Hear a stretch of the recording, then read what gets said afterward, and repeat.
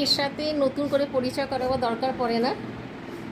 যারা আমাকে জানে আর ফলো করে তারা জানে ইনি হচ্ছেন হানি, আমার মেয়ে, আমার সাথে আমার রুম শেয়ার করে। So she is my roommate. আর যখন আমি বাইরে থেকে কোথা থেকে আসি ও আমাকে ভীষণ মিস করে, আমাকে জড়িয়ে ধরবে আর আমার কাছে আবদার করবে, তাই না হানি? মানে আমাকে কাডল করে দাও, তুমি বাইরে কোথায় ছিলে? কিরে কিরে কিরে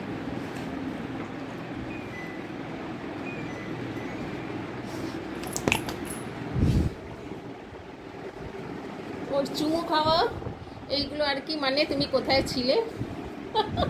কি রে আনু, তুই যদি বাইরে নিয়ে যেতে পারতাম আমি তোকে কি করে নিয়ে যাবো রেস্টুরেন্টে? তোকে দেখেই তো সবাই ভয় পেয়ে যাবে। আর তারপর সব রেস্টুরেন্টে তোরা অ্যালাউড নয়। কিছু কিছু রেস্টুরেন্ট আছে কলকাতায় যেখানে আর কি ডগস অ্যালাউড আছে, বাট নট অল রেস্টুরেন্ট। আর যেখানে এমনি অন্যরকম রেস্টুরেন্ট আছে সেখানে তো ওরা একদমই অ্যালাউড নয়। আজকে একটা রেস্টুরেন্টে ডিনার করতে গিয়েছিলাম। সো হানি মানে কোথায় ছিলে, কোথায় ছিলে মামা, তুমি কোথায় ছিলে, তুমি কোথায় ছিলে, কোথায় ছিলে তুমি? এই তো ফিরে এসছি আমি। আর আমার ফিরে আসা মানে ওকে অনেকটা অনেকটা অনেকটা কাডল করে দিতে হবে, অনেকটা আদর করে দিতে হবে।